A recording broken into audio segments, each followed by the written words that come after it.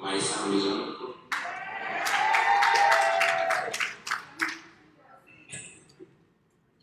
This is on.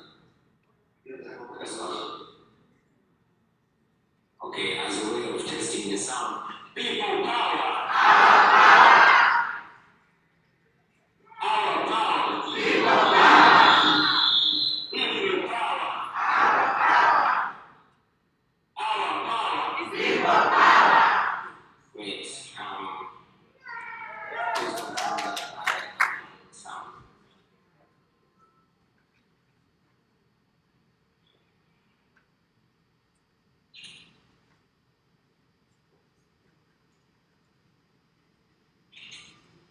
Okay, hello, greetings, fellow Ugandans. Apologies for the technical glitch. I hope I am live and clear on your screen. I want to greet you, fellow Ugandans who are gathered in Boston today. I salute you. I also greet you, friends, fellow Ugandans who are joining us in solidarity. I salute you very much. Today, ladies and gentlemen, in a very special way, I want to salute our comrade, Comrade Anthony Wameli, who is present today with us. I thank God that you could marshal up the energy to attend this conference. The last time I spoke to you, you were not feeling very well, but by the grace of God, you are with us today, and you will definitely get well soon. Thank the Almighty God. It's very sad, comrades, that I was not able to physically attend this conference owing to the travel restrictions, but to thank God that nevertheless I am able to communicate and be with you, although virtually. I appreciate you, fellow Ugandans, for the Uganda Action Day yesterday. I watched, and the entire world watched, as you stood up to the counter, as you asserted our voices. I really felt honored, I felt represented, and many Ugandans comrades felt represented by your action yesterday. I want the world to know, and indeed all of us to remember, that our objective is to show the world that it is not only immoral, but it's unacceptable to stand with a dictatorship that is killing people, maiming people, to stand with a regime that just blatantly rigged elections, that massacred people. We should continue putting it in the face of these development partners that, they are coming off as partners in crime when they hobble with a renowned dictator, and the only way to put it across is to stand and be counted. So I thank you, comrades, for making it yesterday to New York. We watched, and I'm sure it will inspire many other Ugandans to continue standing up morally, non-violently, but of course, very assertively. You comrades have been playing a big role in the struggle back home. Of course, while appreciating the countries that stood with us, we must stand with ourselves. You, the diaspora comrades, are playing a great job. Right from the days of beginning of the People Power movement to today, you have supported the comrades in the struggle. But again, in many years, Ugandans in the diaspora have come out unprecedentedly. They have not only directly been involved in the struggle for change back home, but they've been involved massively. It has not been happening the way it is happening. And I hope that we find the courage to push on forward, to become more and not to become lesser. Friends, Museveni is scared. Museveni is scared. And rightly so. Museveni knows the role the diaspora played in the 1980s when they were fighting against Obote. They know what they call in their books the external wing of the NRA. Those are the guys that went from country to country, exposing the Obote excesses, the Obote regime, demonizing it. And that was a very big factor in their wing. So Museveni knows what happened. Museveni knows that while we talk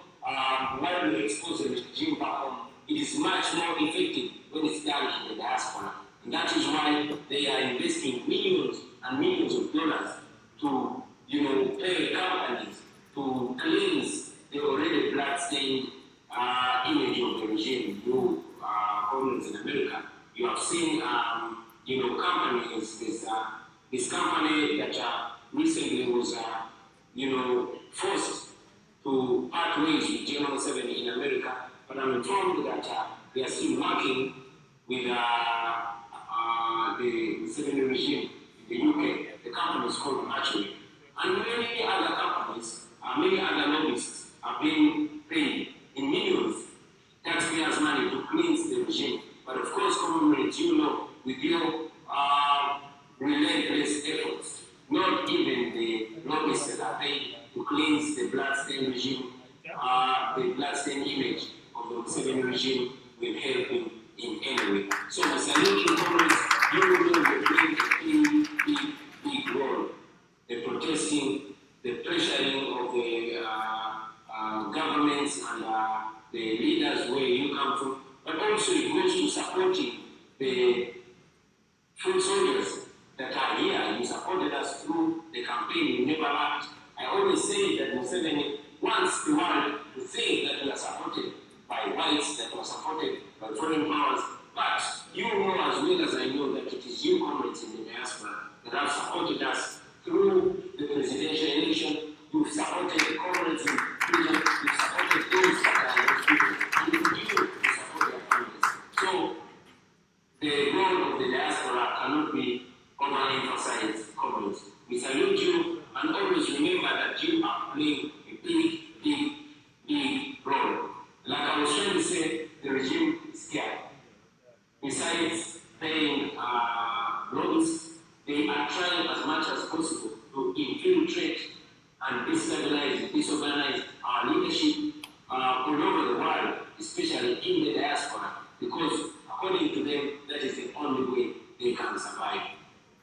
The Museveni regime is planting spies all over the world, and of course you wouldn't be surprised if you have some amongst yourselves right now. I can only continue to encourage you to be, relentless, to be, vigilant, to look out and to continuously assert yourselves and assert the values that we stand for and push on the cause, because we rely on you so much. The nation relies on you, gentlemen and ladies, so much. Allow me, friends, to reassure you that we won the January 14th election. As the president of the National Unity Platform, but as the president of the Republic of Uganda. Although General Museveni, using the military and of course using Mr. Byabakama and his electoral commission, he usurped the voice of the people and once again imposed himself on the people of Uganda, using the abductions of our people, the rampant arrests, the November massacres, and the like. He was able to suppress the voices of the people and to prevent them from rising up to demand their victory. So, did it end there? Of course not. I must remind you, comrades, that fighting a dictatorship is not a sprint, it's a marathon. In Sudan, for example, you remember that the people of Sudan made various efforts to rise up to free themselves from the tyrant regime of Omar al-Bashir. But every now and then, on a number of occasions, Bashir was able to suppress the people of Sudan until that one time in April 2019. So our time is soon coming. Let us continue pushing on. Let us not give up. Like I said, fighting a dictatorship is not a sprint. It is a marathon. We need to prepare our minds to go for the long drive. In terms of tactics, of course we must do everything within our power to make sure that the dictatorship, the Museveni dictatorship, falls to death. In terms of tactics, we should do that. We should aim at making the regime fall as soon as now. But in terms of strategy, while we think about today, we must also prepare for tomorrow. We must prepare our minds for the long run. Because in any case, comrades, do we have an option? No, we don't have an option. So while we find the comfort in knowing that, not a single movement or organization has been able to shake the regime to its nerve in just a short time, I must remind you, comrades, that we don't have very many options. We either fight on and continue fighting, or we resign to slavery, which many of us agreed not to do. We are not going to resign to slavery. Uganda is our country, and we are going to free ourselves, or we shall die trying to free ourselves. We don't have an option. Remember, friends, because everybody has seen it, that Museveni is building a monarch in Uganda.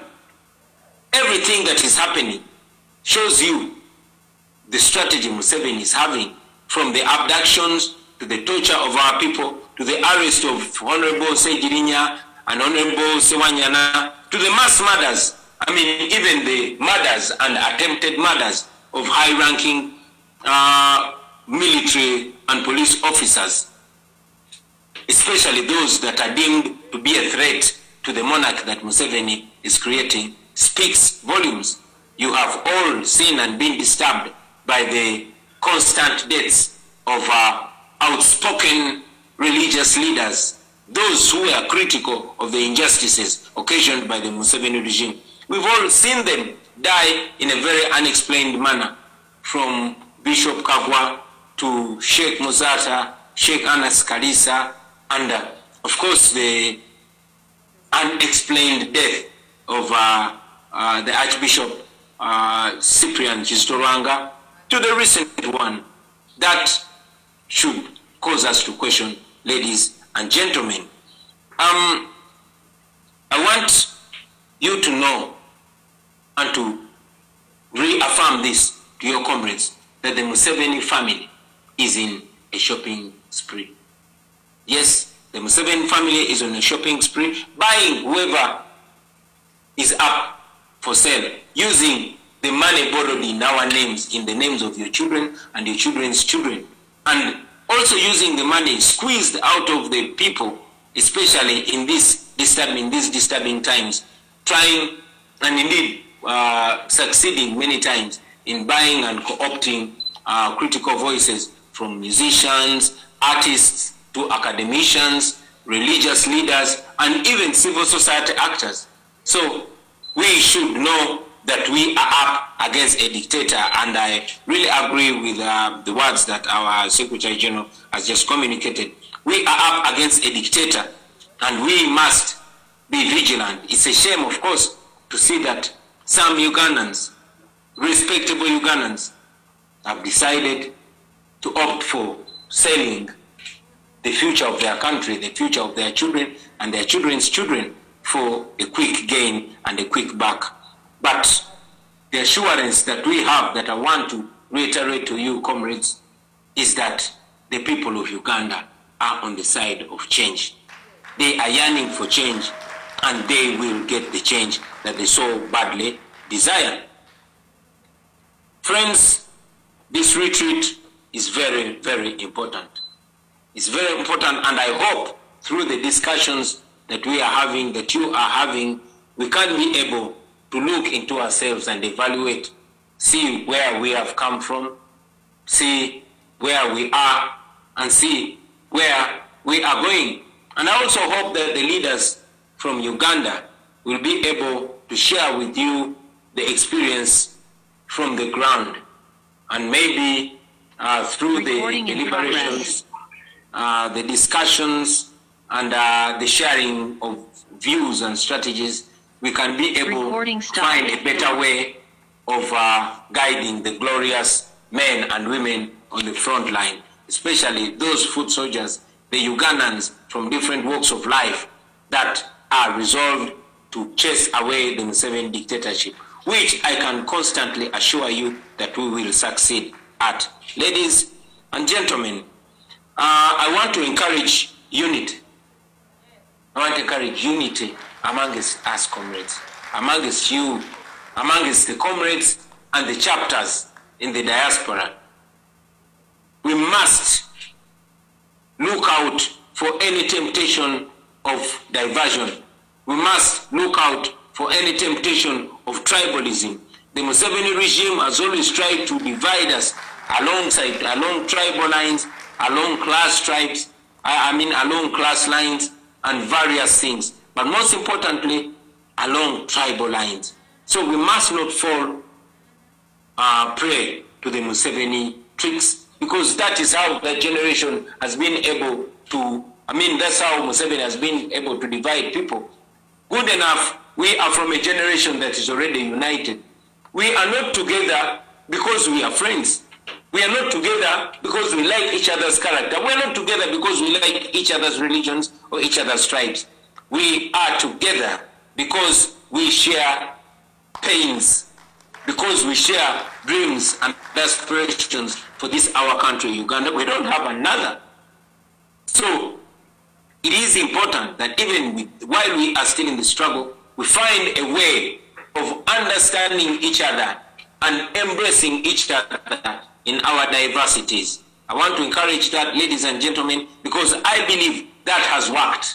It has worked here on ground. It will work in the diaspora. It will work all over the world. Conclusively, ladies and gentlemen, I want to appreciate in a very massive way the leadership of the diaspora.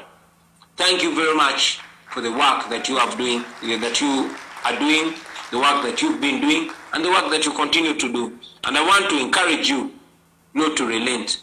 I want to encourage you to keep going, to keep pushing. I also want to promise you, ladies and gentlemen, that I will be with you soon.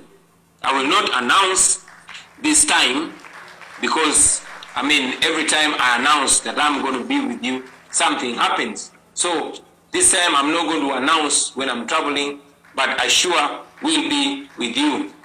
One of the discussions, as I conclude, one of the very important discussions that I was very much looking forward to be part of is the streamlining and the strengthening of our diaspora leadership. Unfortunately, I did not come, but I pledge to soon come. Or you will organize a Zoom meeting, where we can have an open discussion and make suggestions. I want to note, ladies and gentlemen, that I have, and I'm sure other leaders have heard and noted the various concerns that have been raised. And I want to pledge to you that together with the leadership, we should be able to address them in the coming days.